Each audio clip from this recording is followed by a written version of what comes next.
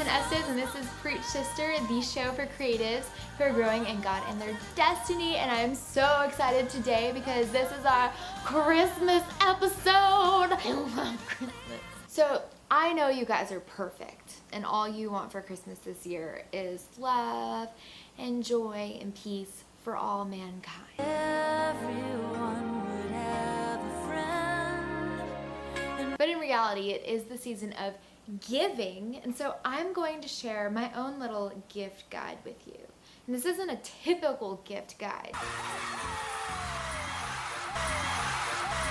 Today I want to talk about the kind of generosity and gift giving we can have all year long. So here are 4 ways to live a more generous life. 1, bless others with what you already have. I hear people say all the time, like, I want God to bless me because then I will have the money and the resources to just bless other people. You can bless other people now. Sometimes we put in a box what blessing others means. You know, well, I totally encourage you, like, yes, volunteer to places that need some more helpful hands and donate to things that you care about. But that's not the only way to be generous. Bake cookies for someone who's had a bad day, or like call a lonely family member who has no one to talk to. Or if your friend is like, hey, I can't hang out tonight because I'm so swamped with work, don't get mad. Bring them some surprise coffee and a sandwich. Hint, hint. You know, a way to be generous is to take this guy right here, bam, and put it away. 2 is to practice the open-handed life principle. The idea is that you are willing to give away anything that's given to you. If you love something, let it go. If it comes back, it shows. That's how you know. For keeps it is for sure. If you're ready, it will be yours. Also see this in the story of Abraham, where Abraham's asked to, sacrifice Isaac, but then an angel's like, stop, don't kill this boy. But he's like willing to do it, even though Isaac was this huge blessing and all that he ever wanted, and he was like the beginning of a promise that had been put in Abraham's heart by God. All the stuff that we acquire, especially during this holiday season, it's really nice to have stuff, but stuff isn't going to make you happy. Kind of freeing to be like, you know what, I'm not so dependent on this that I can't just give it away. 3, do it in secret.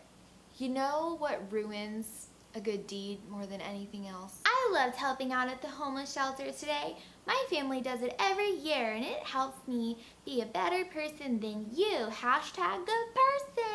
Girl, do that in secret. There's actually a verse in Matthew 6 that's literally called giving to the needy. You give to the needy, do not announce it with trumpets as the hypocrites do in the synagogues and on the streets to be honored by others. Truly, I tell you, they have received their reward in full.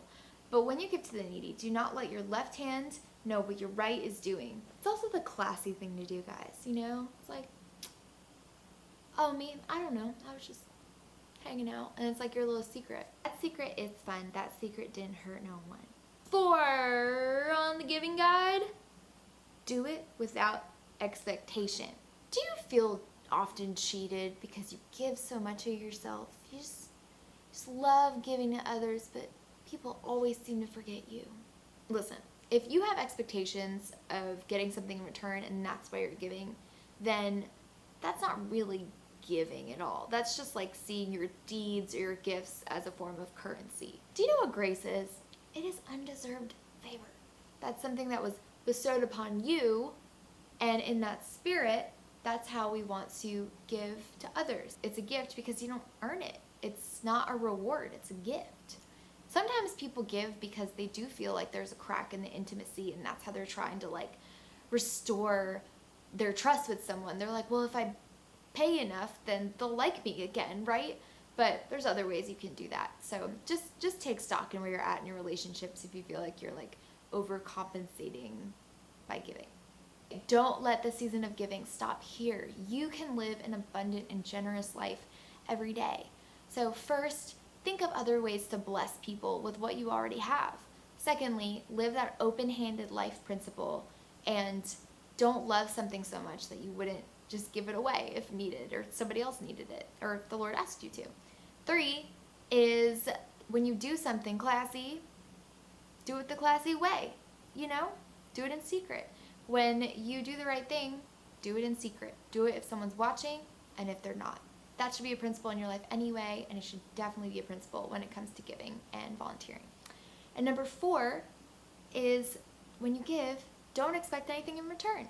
If you expect something in return, it's not a gift. It is payment, and that is not the point of giving. Now, I'd love to hear from you. I would love to hear some suggestions on how we can bless people with limited resources or just with what we probably already have. Please leave those in the comments below. And if you like this video, please hit that like button or share it with your friends. And be sure to subscribe for weekly videos on growing in God and your destiny from me. I'm wishing you the very merriest Christmas. And I just want us to take some time and acknowledge Jesus and thank him for the undeserved favor, the biggest gift, the greatest gift of his grace that he's given to us. Go call your grandma because I bet she'd love to hear your voice.